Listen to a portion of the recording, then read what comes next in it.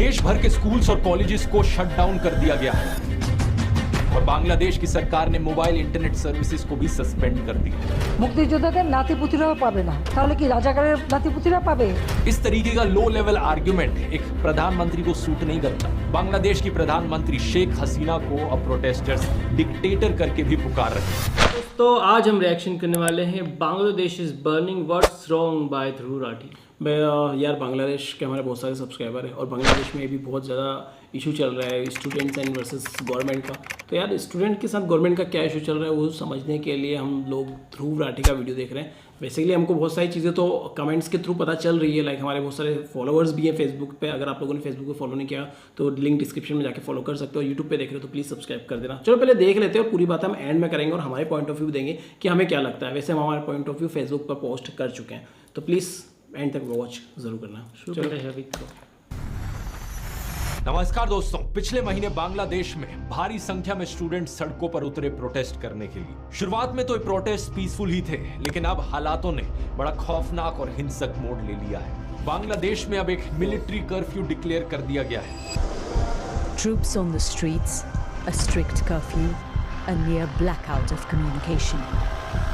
देश भर के स्कूल्स और कॉलेजेस को शट डाउन कर दिया गया है और बांग्लादेश की सरकार ने मोबाइल इंटरनेट सर्विसेज को भी सस्पेंड कर दिया। इन वायलेंट क्लैशेस में अब कम से कम 150 लोग मारे जा चुके हैं और हजारों जख्मी हैं। बांग्लादेश की प्रधानमंत्री शेख हसीना को अब प्रोटेस्टर्स डिक्टेटर करके भी पुकार रहे हैं। आखिर क्या कारण है इस सब के पीछे, आइए समझते हैं इस पूरी सिचुएशन को विस्तार से आज के इस वीडियो में। जरूरी है, हमारे काफ़ी फॉलोअर्स हैं हमारे पास। इन प्रोटेस्ट के पीछे सीधा कारण है दोस्तों रिजर्वेशन। बांग्लादेश का यूथ प्रोटेस्ट कर रहा है इनकी सरकार के कोटा सिस्टम के खिलाफ। वो कोटा सिस्टम जिसके अनुसार 56% नौकरियां बांग्लादेश के पब्लिक सेक्टर में रिजर्व्ड हैं अलग अलग सेक्शंस ऑफ सोसाइटी के लिए। इसका मतलब सिर्फ 44% ऐसी नौकरियां हैं जहां पर मेरिट के बेसिस पर नौकरी मिल सकती है। ये सिस्टम इंडिया से काफी अलग है क्योंकि यहां पर मेजॉरिटी रिजर्वेशन कास्ट के बेसिस पर नहीं बल्कि फ्रीडम फाइटर के बेसिस पर हो रही है। इसे बेहतर समझने के लिए हमें थोड़ा बांग्लादेश की हिस्ट्री में जाना होगा। आजादी मिलने से पहले, जैसा कि आप जानते ही होंगे, बांग्लादेश पाकिस्तान का एक हिस्सा हुआ करता था। उस वक्त इसे ईस्ट पाकिस्तान करके बुलाया जाता था और आज के दिन के पाकिस्तान को वेस्ट पाकिस्तान कहा जाता था। उस जमाने में ईस्ट पाकिस्तान के खिलाफ सोशल डिस्क्रिमिनेशन हुई। मेजॉरिटी लोग यहाँ पर बंगाली बोलते थे और 10% से भी कम ऐसे लोग थे जो उर्दू भाषा में बात किया करते थे, लेकिन फिर भी वेस्ट पाकिस्तान ने उर्दू भाषा को इंपोज किया ईस्ट पाकिस्तान पर। इसके अलावा इकोनॉमिक डिस्क्रिमिनेशन हुई। देश के 59% एक्सपोर्ट्स ईस्ट पाकिस्तान से आते थे, लेकिन सिर्फ 25% इंडस्ट्रियल इन्वेस्टमेंट्स ईस्ट पाकिस्तान के पास जाती थी। नवंबर 1970 में जब भोला साइक्लोन आया, एस्टिमेटेड 3 लाख लोग मारे गए ईस्ट पाकिस्तान में। One of the deadliest tropical cyclones पिछली सेंचुरी का। World in 1970, a massive storm swept into the Bay of Bengal, drowning 500,000 people. It was one of the worst natural disasters anywhere. लेकिन waste Pakistan ने कोई ज्यादा effort नहीं किया relief provide करने में यहाँ के लोगों को। और इतना ही नहीं, पॉलिटिकल डिस्क्रिमिनेशन भी हुई। साल 1970 की इलेक्शंस में ईस्ट पाकिस्तान के पास 162 सीट्स थी, वेस्ट पाकिस्तान में 138 सीट्स थी। वेस्ट पाकिस्तान में लोगों ने अलग अलग पॉलिटिकल पार्टीज के लिए वोट किया, लेकिन ईस्ट पाकिस्तान में ओवरवेलमिंग मेजॉरिटी वोट्स गए सिर्फ अवामी लीग पार्टी को, जिसे लीड किया जा रहा था शेख मुजीबुर रहमान के द्वारा। इस इलेक्शन रिजल्ट का नतीजा यह होता कि अवामी लीग दोनों ईस्ट और वेस्ट पाकिस्तान पर गवर्न करती, लेकिन वेस्ट पाकिस्तान की जो मिलिट्री थी वो बिल्कुल ये नहीं चाहती थी। उस समय के पाकिस्तान मिलिट्री के commander in chief Yahya Khan ने इस इलेक्शन रिजल्ट को एक्सेप्ट करने से ही मना कर दिया। ईस्ट पाकिस्तान पर मार्शल लॉ इंपोज किया गया और रिस्पांस में शेख मुजीबुर रहमान ने एक सिविल डिसओबीडियंस मूवमेंट करी प्रोटेस्ट के तौर पर। इसी समय वेस्ट पाकिस्तान की मिलिट्री ने बड़े भारी स्केल पर अत्याचार किए ईस्ट पाकिस्तान के लोगों के खिलाफ। शेख मुजीबुर रहमान को अरेस्ट किया गया और लाखों लोगों को मारा गया। एक जेनोसाइड हुआ ईस्ट पाकिस्तान में। करीब 1 करोड़ लोगों को रेफ्यूज लेनी पड़ी इंडिया में। अप्रोक्सीमेटली 50% पॉपुलेशन ईस्ट पाकिस्तान की इंटरनली डिस्प्लेस हो गई। पाकिस्तान आर्मी हर चीज की जड़ है। इसी के बाद ही था कि 1971 की बांग्लादेश लिबरेशन वॉर हमें देखने को मिली। ये वही वॉर थी जहां पर इंडिया ने मदद करी और बांग्लादेश को आजादी दिलाई under the prime ministership of Indira Gandhi. Mujibur Rahman, the leader of East Pakistan, declared the region an independent republic, which he said will be called Bangladesh, the land of the Bengalis. East Pakistan में जिन लोगों ने आजादी की ये लड़ाई लड़ी, जिसकी वजह से बांग्लादेश एक आजाद देश बने, ये फ्रीडम फाइटर्स हुए। यही फ्रीडम फाइटर्स आज की सिचुएशन में रेलेवेंट हैं इस कोटा सिस्टम की वजह से, क्योंकि दोस्तों बांग्लादेश के इस कोटा सिस्टम में 30% जॉब्स को रिजर्व किया गया है फ्रीडम फाइटर्स के डिसेंडेंट्स के लिए।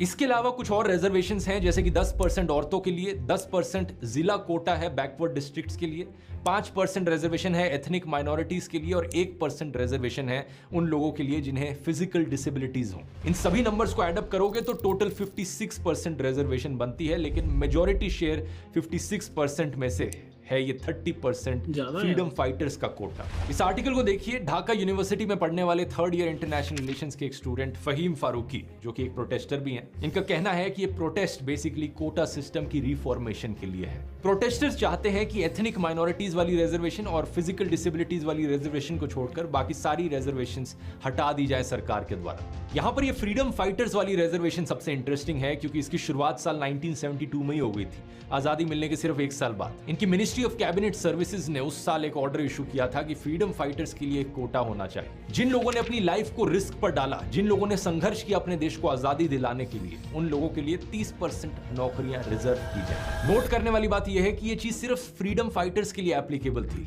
बाद में जाकर 1997 में इस कोटा को एक्सटेंड कर दिया गया कि फ्रीडम फाइटर्स के बच्चों के लिए भी ये रिजर्वेशन दी जाए, और 2010 में फिर कहा गया कि उनके बच्चों के लिए भी ये रिजर्वेशन दी जाए। हालांकि एग्जैक्ट कोटा बाकी और कैटेगरीज के लिए चेंज होता रहा ओवर द इयर्स, लेकिन इन द एंड यही हुआ कि टोटल परसेंटेज 56% तक पहुंच गई।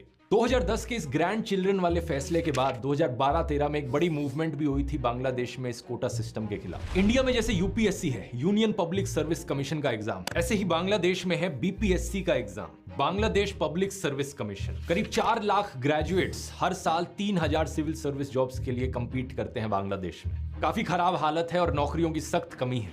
फरवरी 2018 में बांग्लादेश साधारण छात्र अधिकार संरक्षण परिषद ने रिफॉर्म्स की डिमांड करी बांग्लादेश गवर्नमेंट सर्विसेज में। उस समय भी क्लैशेस देखने को मिले उन स्टूडेंट्स के बीच में जो इसके खिलाफ थे और वो स्टूडेंट्स जो प्रो कोटा थे। लेकिन प्रेशर में आकर अक्टूबर 2018 में बांग्लादेश की सरकार ने सर्कुलर इशू किया कि 1st क्लास और 2nd क्लास जॉब्स के लिए ये कोटा सिस्टम हटा दिया जाएगा। बात यहीं पर खत्म हो गई होती, लेकिन 2021 में कुछ फ्रीडम फाइटर्स के 7 बच्चों ने हाई कोर्ट में पिटीशन डाली इस कोटा सिस्टम को हटाने के खिलाफ, और 5 जून 2024 यानी कि पिछले महीने हाई कोर्ट का फैसला आता है कि जो पिटिशनर्स कह रहे हैं वो सही है।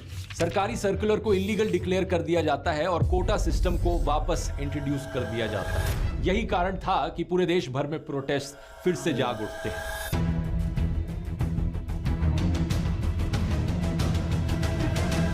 प्रोटेस्ट करने वाले स्टूडेंट्स कहते हैं कि ये कोटा अनकॉन्स्टिट्यूशनल है। ओरिजिनल कॉन्स्टिट्यूशन में कहीं नहीं लिखा गया था कि फ्रीडम फाइटर्स की अगली जनरेशंस को भी जॉब्स में रिजर्वेशन दो। और वैसे भी इसका क्या तुक बना? फ्रीडम फाइटर्स को रिजर्वेशन देना समझ में आता है क्योंकि उन्होंने संघर्ष किया था देश को आजादी दिलाने के लिए, लेकिन उनके पोते पोतियों तक को रिजर्वेशन दी जा रही है सिर्फ इसलिए क्योंकि उनके ग्रैंड पेरेंट्स फ्रीडम फाइटर्स थे।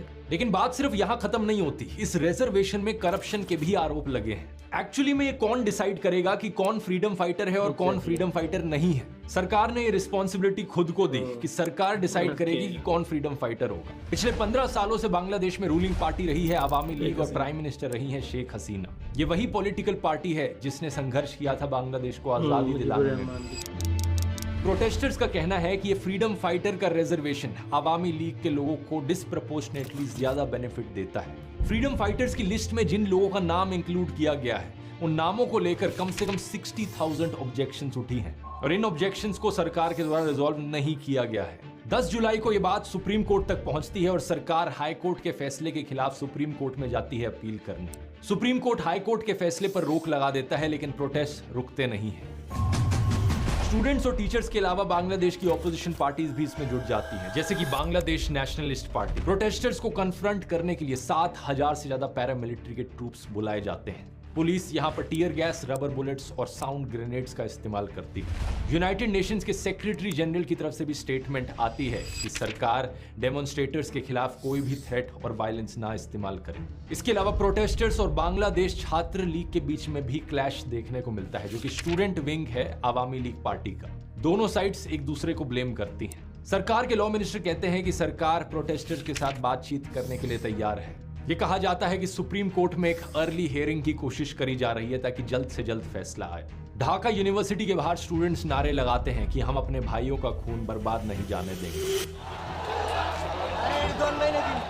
सरकार प्रेशर में आकर एक जुडिशियल प्रोब कमेटी की भी फॉर्मेशन करती है वायलेंस के इंसिडेंट्स को इन्वेस्टिगेट करने के लिए। आवामी लीग के जनरल सेक्रेटरी कहते हैं कि सरकार कोटाज में इंटरफेयर नहीं करेगी, सुप्रीम कोर्ट के डिसीजन का इंतजार किया जाए। लेकिन प्रोटेस्टर्स का जो मेन ग्रुप था, स्टूडेंट्स अगेंस्ट डिस्क्रिमिनेशन, वो अपनी सरकार के इंटेंशंस पर डाउट करता है। उनका कहना है कि प्राइम मिनिस्टर ने एक शब्द तक नहीं बोला उन मर्डर्स पर जो उनके पार्टी के एक्टिविस्ट ने किए। इस तनावपूर्ण स्थिति के बीच प्राइम मिनिस्टर शेख हसीना की तरफ से भी बड़े इररिस्पॉन्सिबल रिमार्क्स आते हैं। वो बातों को ट्विस्ट करके कहती हैं कि प्रोटेस्टर्स को इतनी नफरत क्यों है फ्रीडम फाइटर्स से। अगर फ्रीडम फाइटर्स के ग्रैंड चिल्ड्रन को रिजर्वेशन के बेनिफिट्स नहीं मिलेंगे तो क्या रजाकार्स के ग्रैंड चिल्ड्रन को बेनिफिट्स दिए जाएंगे? सिर्फ प्राइम मिनिस्टर शेख हसीना ही नहीं बल्कि इनके social welfare minister Dipu Moni और state minister of information and broadcasting Mohammad Ali Arafat की तरफ से भी सिमिलर स्टेटमेंट्स दी जाती हैं रजाकार को लेकर। आखिर क्या है ये रजाकार? रजाकार दोस्तों एक पर्शियन शब्द है जिसका मतलब होता है वॉलंटियर या हेल्पर। लेकिन 1971 की वॉर में रजाकार वाहिनी एक पैरामिलिट्री ग्रुप था जो एक्चुअली में वेस्ट पाकिस्तान की आर्मी को सपोर्ट कर रहा था। दूसरी तरफ मुक्ति वाहिनी था जो बांग्लादेश की आजादी के लिए फाइट कर रहा था।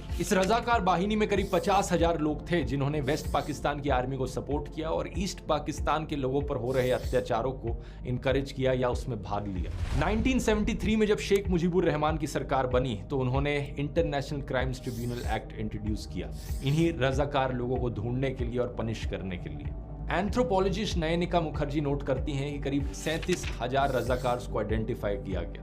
इनमें से करीब 26,000 को माफ कर दिया गया सरकार के द्वारा और बाकियों को पनिश किया गया या तो जेल में डालकर या उनका ट्रायल अभी भी चलता रहा। कुछ ट्रायल्स तो इतने लंबे चले कि 2022 में भी रजाकार वाहिनी के 6 मेंबर्स को फांसी की सजा सुनाई गई फॉर क्राइम्स अगेंस्ट ह्यूमैनिटी। तो पॉइंट आप यहां समझ सकते हैं क्या है दोस्तों। बांग्लादेश में रजाकार का मतलब है गद्दार, एंटी नेशनल, देशद्रोही। और अगर कोई सरकार के खिलाफ प्रोटेस्ट कर रहा है इस रिजर्वेशन को लेकर, क्या उन्हें देशद्रोही कहना सेंस बनाता है? कोई सेंस नहीं बनाता। ये वही पुरानी स्ट्रेटेजी है कि सरकार को पसंद नहीं आया कि लोग सरकार के खिलाफ बोल रहे हैं तो उन्हें देशद्रोही घोषित कर दो। लेकिन सच बात तो यह है, जैसा अमेरिकन ऑथर और एक्टिविस्ट एडवर्ड एबी ने लिखा था, A patriot must be ready to defend his country against his government। एक सच्चा देशभक्त अपनी सरकार से भी अपने देश को डिफेंड करता है। डेमोक्रेसी का मतलब सिर्फ ये नहीं होता कि 5 साल में एक बार वोट करने चले जाओ। डेमोक्रेसी एक डायनेमिक सिस्टम होता है जहां पर लोग पॉलिटिकली अवेयर होने चाहिए। जनता बार बार देश की सरकार को अकाउंटेबल ठहराते रहे, जांचते रहे कि सरकार सही काम कर रही है या नहीं कर रही, और जरूरत पड़ने पर सरकार के खिलाफ भी खड़ी हो। प्रधानमंत्री शेख हसीना का ये कमेंट प्रोटेस्टर्स पर एक क्लियर कट एग्जांपल है स्ट्रॉ मैन फैलेसी का। इसका मतलब है कि आप दूसरे की आर्ग्यूमेंट को गलत तरीके से प्रेजेंट कर रहे हो और उसे तोड़ मरोड़ के पेश कर रहे हो। अगर प्रोटेस्टर्स कहते हैं कि वो उस रिजर्वेशन के खिलाफ है जो फ्रीडम फाइटर्स के पोते पोतियों को मिलने लग रही है, तो इसका मतलब ये कैसे हो गया कि वो फ्रीडम फाइटर्स को डिसरिस्पेक्ट कर रहे हैं? जब प्रधानमंत्री शेख हसीना की सरकार ने खुद इस रिजर्वेशन को हटाया था 2018 में, तो क्या वो भी फ्रीडम फाइटर्स को डिसरिस्पेक्ट कर रही थी? इस तरीके का लो लेवल आर्ग्यूमेंट एक प्रधानमंत्री को सूट नहीं करता। मैं रिक्वेस्ट करूंगा प्राइम मिनिस्टर शेख हसीना से, थोड़ी मर्यादा रखिए। प्रोटेस्टर्स की डिमांड कोई अनरीजनेबल नहीं है। लेकिन अब इस मुद्दे पर दोस्तों हमारे इंडिया के गोदी पत्रकारों की भी जरा नॉनसेंस सुनिए। सुधीर चौधरी ने आज तक टीवी चैनल के प्रोग्राम में स्टूडेंट्स के इन प्रोटेस्ट को फॉरेन फंडेड बता दिया। हवा हवा में बातें करते हुए कहा कि इसके पीछे अमेरिका और बाकी पश्चिम देशों का हाथ है। अमेरिका जैसे जो देश हैं वो पीछे से रिमोट कंट्रोल से इन दंगों को भड़काते रहते हैं, क्योंकि जो पश्चिमी बड़े बड़े जो देश हैं अमेरिका जैसे, वो उन देशों के विपक्षी दलों के साथ मिल जाते हैं। एक इंफोग्राफिक में लिखा कि विकासशील जिलों के निवासियों के लिए 10% आरक्षण। विकासशील का मतलब होता है जो विकास की तरफ बढ़ रहा हो, यानी डेवलपिंग, जबकि बांग्लादेश ने 10% कोटा पिछड़े जिलों के निवासियों के लिए दिया है। और इसके बाद सुधीर कहते हैं कि वेस्ट बंगाल के कुछ स्टूडेंट्स इन प्रोटेस्ट का समर्थन कर रहे हैं और यही स्टूडेंट्स अपने देश में आरक्षण की मांग करते हैं। ये कैसे हो सकता है? एक और चौंकाने वाली खबर यह है कि बांग्लादेश में हो रहे इस आंदोलन के समर्थन में पश्चिम बंगाल में भी अब विरोध प्रदर्शन हो रहे हैं। वामपंथी दलों के जो छात्र भारत में सरकारी नौकरियों में आरक्षण चाहते हैं, वो बांग्लादेश के उन दंगों का समर्थन कर रहे हैं जो सरकारी नौकरियों में आरक्षण खत्म करने के लिए चल रहे हैं। इतना बड़ा विरोधाभास। मुझे समझ नहीं आता कि सुधीर चौधरी जैसे सो कॉल्ड पत्रकारों की रीजनिंग पावर सही में इतनी कमजोर है या फिर ये जानबूझकर जनता को बहकाते हैं। पहले खुद अपने प्रोग्राम में बताते हैं कि भारत में जो आरक्षण है वो कास्ट के आधार पर है, जबकि बांग्लादेश में दूसरे क्राइटेरिया के आधार पर आरक्षण है। वहां पर कोई जाति का आरक्षण नहीं है, धर्म का आरक्षण नहीं है, ये आरक्षण अलग किस्म का है। तो फिर ये कंपैरिजन करने का क्या सेंस बना? इंडिया में रिजर्वेशन मिलती है सो कॉल्ड लोअर कास्ट लोगों को जिनके खिलाफ हिस्टोरिकल डिस्क्रिमिनेशन हुआ है, लेकिन सिर्फ हिस्टोरिकली नहीं बल्कि आज के दिन भी हमें कास्ट एट्रोसिटीज देखने को मिल रही हैं। राजस्थान में जितेंद्र पाल मेघवाल नाम के एक दलित को सिर्फ इसलिए मार दिया गया क्योंकि उन्होंने मूंछ रख ली थी। आज तक की ही वेबसाइट पर यह न्यूज आर्टिकल देखिए। गुजरात में दलित दूल्हे को घोड़ी नहीं चढ़ने दिया, बारातियों के पगड़ी बांधने पर किया पथराव। 8 साल के बच्चे ने पानी की बाल्टी को हाथ लगा दिया तो उसे पीट दिया गया। और कहां हुई ये चीज? स्कूल में। सिख धर्म तो इगैलिटेरियनिज्म की प्रिंसिपल्स पर शुरू हुआ, यानी कि सब बराबर हैं, जातिवाद खत्म करो। लेकिन आज पंजाब में दलित सिखों के लिए अलग गुरुद्वारे देखे जा सकते हैं। और प्रिविलेज ब्लाइंडनेस में डूबे हुए गोदी पत्रकारों के हिसाब से तो जातिवाद है ही नहीं देश में। इनके हिसाब से तो आरक्षण जैसे पॉजिटिव अफर्मेटिव एक्शन की कोई जरूरत ही नहीं है, सब चंगा सी। इनसे मैं एक ही बात कहूंगा, आखिर जातिवाद खत्म करने की बात क्यों नहीं कहते? कास्ट बेस्ड क्राइम खत्म करने की बात क्यों नहीं करते कभी? ये जो अखबारों में एड्स छपती हैं, ब्राह्मण लड़की चाहिए, राजपूत लड़की चाहिए, जाट चाहिए, बनिया चाहिए, इन कास्ट बेस्ड मैट्रिमोनियल एडवर्टाइजमेंट्स को क्यों नहीं बंद कर दिया जाता? इस मैट्रिमोनियल एड को देखिए, यहाँ तो ये तक लिखा है कि कास्ट की कोई रिस्ट्रिक्शन नहीं है, लेकिन SC ST OBC नहीं होना चाहिए। जिस दिन इस जातिवाद को खत्म कर दोगे उस दिन कास्ट रिजर्वेशन ऑटोमेटिकली खत्म हो जाएगी। लेकिन गोदी पत्रकारों से यही उम्मीद की जा सकती है कि ये इंडिया की कास्ट रिजर्वेशन को बांग्लादेश की फ्रीडम फाइटर्स रिजर्वेशन से कंपेयर करें। इंडिया में जो रिजर्वेशन है वो सोशली और इकोनॉमिकली डिप्राइव्ड क्लासेस को ऊपर सेम लेवल पर लाने के लिए है। लेकिन बांग्लादेश में जो फ्रीडम फाइटर्स के डिसेंडेंट्स को रिजर्वेशन दिया जा रहा है वो कोई सेपरेट एथनिक माइनॉरिटी नहीं है, उनके खिलाफ कोई हजारों सालों से अत्याचार नहीं हो रहा है। इनफैक्ट वो तो सोशली रिस्पेक्टेड सेक्शन है देश का। अगर उनमें से कोई इकोनॉमिकली वीक है तो उनके लिए 5 से 10% EWS कोटा दिया जा सकता है। 21 जुलाई को बांग्लादेश के सुप्रीम कोर्ट ने भी यही कहा कि फ्रीडम फाइटर्स के इस डिसेंडेंट्स कोटा को कम करके सिर्फ 5% तक कर दिया जाए और बाकी एथनिक माइनॉरिटीज, ट्रांसजेंडर्स और डिसेबल्ड लोगों का जो कोटा है उसे 2% कर दिया जाए, तो टोटल 7% रिजर्वेशन ही हो। अब मेरा पर्सनली मानना है दोस्तों, बांग्लादेश में जो प्रोटेस्ट उठे इनके रिजर्वेशन के खिलाफ, ये सिर्फ एक सिम्टम है। असली बीमारी जो यहाँ पर है वो है अनएम्प्लॉयमेंट की। और इंडिया जैसे ही बांग्लादेश में भी बेरोजगारी एक बहुत बहुत बड़ी प्रॉब्लम बन चुकी है। पब्लिक एडमिनिस्ट्रेशन मिनिस्टर फराद हुसैन ने बताया पार्लियामेंट को फरवरी में कि 5 लाख से ज्यादा पोस्ट वेकेंट थी इनके देश में। अगर इन्हें फिलअप भी किया जाए तो भी काफी नहीं होगा। बांग्लादेश ब्यूरो ऑफ स्टैटिस्टिक्स का डेटा बताता है कि 18 से 19 लाख यंग लोग हर साल जॉब मार्केट को ज्वाइन करते हैं। 17 करोड़ लोगों का देश है, उसमें से जो वर्किंग पॉपुलेशन है वो करीब 2/3 है, यानी 11 करोड़ के आसपास। इन 11 करोड़ लोगों में से 3 करोड़ लोग अनएम्प्लॉयड हैं। बांग्लादेश में इकोनॉमी की भी हालत काफी खराब चल रही है। कंट्री के जो फॉरेन एक्सचेंज रिजर्व्स हैं वो बहुत लो हैं। 2022 में बांग्लादेश ने इंटरनेशनल मॉनेटरी फंड से मदद मांगी थी अपने फॉरेन एक्सचेंज रिजर्व्स को रीबिल्ड करने के लिए। रिसेंटली एक प्लान भी जारी हुआ $5 बिलियन का लोन लेने के लिए चाइना से। अब वो अलग मुद्दा है अपने आप में कि जब भी कोई देश चाइना से लोन लेता है तो उससे प्रॉब्लम कभी सॉल्व नहीं होती, बल्कि एक और नई प्रॉब्लम क्रिएट हो जाती है। चाइना की डेट डिप्लोमेसी जो श्रीलंका के साथ देखने को मिला। लेकिन इसके अलावा इन्फ्लेशन रेट भी बहुत हाई है, 9% पर। लोगों का खर्चा बढ़ रहा है और लोगों के पास नौकरियां नहीं है। तो रिजर्वेशन सिस्टम को इंप्रूव करना तो सिर्फ पहली स्टेप है। अगर लॉन्ग टर्म में यहाँ पर सोल्यूशन निकालना है तो सरकार को फोकस करना होगा जॉब्स क्रिएट करने पर। और इन इकोनॉमिक मुश्किलों के अलावा प्राइम मिनिस्टर शेख हसीना की पॉलिटिकल मूव्स पर भी सवाल उठाए गए। जनवरी में उन्होंने अपनी 4th कॉन्जिक्यूटिव टर्म जीती, लेकिन इलेक्टोरल रिगिंग के बड़े बाहरी आरोप लगाए गए थे। इसी प्रोटेस्ट में पोस्टर्स और स्लोगन्स भी देखने को मिले जहां पर उन्हें डिक्टेटर बुलाया गया, जैसे कि ये स्लोगन, तुई के अमी के रजाकार रजाकार, के बोलचे साइरा चार। इसका मतलब है मैं और तू कौन, रजाकार रजाकार। ऐसा किसने कहा?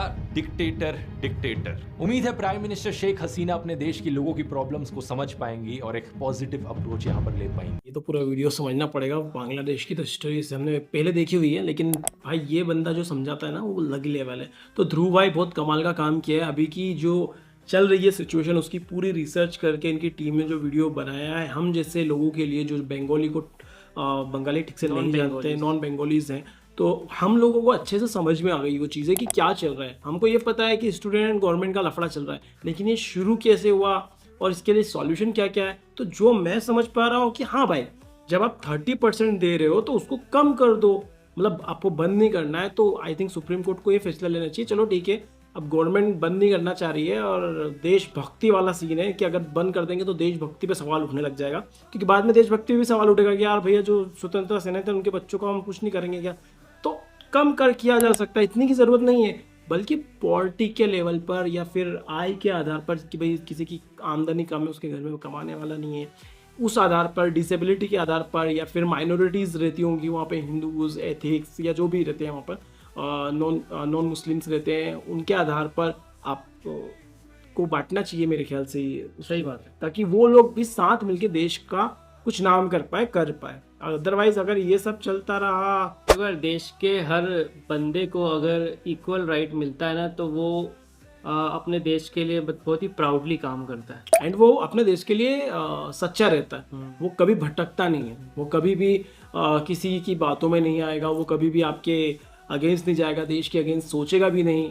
और अच्छी चीज़ है अगर देश के बारे में सोचा जाए यहाँ पर, और देश के बच्चों के बारे में, क्योंकि बच्चे जो हैं, ये स्टूडेंट्स जो हैं, ये देश का भविष्य है, ये देश का फ्यूचर है। तो अगर आप फ्यूचर के बारे में नहीं देखोगे तो आई डोंट थिंक सो कि कुछ हो पाएगा। और ख़ास करके बच्चों पे इस तरह के ये जो हिंसा कर रहे हैं बच्चे, मैं बच्चों से भी रिक्वेस्ट करना चाहूँगा, स्टूडेंट से भी रिक्वेस्ट करना चाहूँगा कि आप शांतिपूर्ण तरीके से मतलब काम रहें और मौन प्रदर्शन करें। सबसे बेस्ट होता है मौन प्रदर्शन करना। तख्तियाँ लीजिए, मौन प्रदर्शन कीजिए, बट यहाँ पर आप लोगों को भी चोट मत पहुँचाइए। और ये जो गवर्नमेंट की प्रॉपर्टी है, ये आप ही की प्रॉपर्टी है, लेकिन जो आप गवर्नमेंट प्रॉपर्टी पे भी आप हमला कर रहे हैं, वो आपकी खुद की प्रॉपर्टी है, आप ही के टैक्स से बनाई गई प्रॉपर्टी है, आप उसको नुकसान नहीं पहुंचा रहे हो, आप अपनी ही प्रॉपर्टी को नुकसान पहुंचा रहे हो। तो please don't do this and try कीजिए कि कम हिंसा, मतलब हिंसा हो ही ना, और गवर्नमेंट भी आपकी बात सुन ले। ऐसा कुछ तो सॉल्यूशन निकालें। एंड वहाँ की नेशनल मीडिया से स्पेशल गुजारिश है कि भाई यूट्यूबर्स वो काम कर रहे हैं जो आपकी नेशनल मीडिया नहीं कर पा रही, तो नेशनल मीडिया को भी अपना डर थोड़ा छोड़ना पड़ेगा। अगर इस तरह से चलता रहा तो गवर्नमेंट तो कभी भी बदल सकती है, ये अलग बात है कि अभी वहाँ से सालों से की गवर्नमेंट चल रही है, लेकिन ये नहीं कह सकते हो कि बदल नहीं सकती, कभी भी बदल सकती है गवर्नमेंट। तो आपको भी देखना चाहिए, एक तरफ मत हो जाइए आप, एक तरफ भक्ति टाइप क्या बोलते हैं वो मत करने लग जाइए कि गवर्नमेंट के सपोर्ट में नहीं बोलेंगे तो गवर्नमेंट हमारा चैनल बंद करवा दी। थोड़ा सच्चाई भी दिखाइए कि ज़रूरत है अभी। बाकी all the best to students. तो इन्होंने इतना बड़ा कदम उठाया एंड गवर्नमेंट को जल्द से जल्द इस पर एक्शन लेना चाहिए एंड थोड़ा स्टूडेंट को सोच समझ कर रिप्लाई करना चाहिए गवर्नमेंट को। इस तरह के कमेंट भी अगर आप करोगे, उन्हें आप देशद्रोही बोल दोगे, तो वो भी देशभक्त है यार, वो अपने देश के लिए, खुद के लिए, आने वाले जनरेशन के लिए, और जो है एक्चुअली में अभी अनएम्प्लॉयमेंट जो बढ़ रहा है उसके लिए लड़ रहे हैं। तो आप उनको डायरेक्ट देशद्रोही बोल दोगे तो अच्छा नहीं लगेगा। अब वो सब तो रजाकार होंगे नहीं ऑब्वियसली, मतलब देशद्रोही तो होंगे नहीं, आपके यहाँ पर रजाकार कहते हैं उन लोगों को, तो वो तो होंगे नहीं। तो प्लीज़ यार सपोर्ट दें किसी भी तरह से। बाकी हम तो कोशिश यही है हमारी कि हमारे जानने वाले हैं या जो हमें देख रहे हैं फेसबुक या यूट्यूब पर, गाइस प्लीज़ हिंसा या फिर जो वायलेशन होता है इसको थोड़ा कम कीजिए या कोशिश कीजिए हो ही ना। मतलब वायलेशन से कोई रिजोल्यूशन तो आज तक, यार वायलेंस से किसी का क्या फायदा, आप अपना ही नुकसान कर रहे हो। हाँ, देश आज़ाद नहीं हुआ था तब का वायलेंस की बात अलग है, तब तो ज़रूरत थी डराने के लिए, लेकिन अब तो ये आपका ही देश है। आप चलो ठीक है 4 दिन 8 दिन आप लड़ लोगे झगड़ लोगे, लेकिन एंड ऑफ द डे रहना तो आपको यहीं पे है ना। ऐसा तो नहीं कि कोई भाग के चले जाएगा यहाँ से। पहले अंग्रेजों को भगाना था, उसके बाद में आपको पाकिस्तान वालों को भगाना था, लेकिन अब किसको भगाना है? आप तो आपको मिल के ही देना है। तो वायलेंस को दूर रख के शांत वाले तरीके से थोड़ा ट्राई कीजिए, कुछ हो सकता हो। बाकी मैं समझ सकता हूँ, हम ज़्यादा वो भी नहीं बोल सकते कि आप ये कीजिए, हम आपके दिल की बात अच्छे से समझ सकते हैं अभी कि आपके दिल पे अभी क्या गुजर रही है, ये जो हो रहा है उससे। तो let's see, we support to all of you guys. आप अच्छा काम कर रहे हो, लेकिन थोड़ा सा वायलेंस गलत हो रहा है, बस वायलेंस गलत है ना।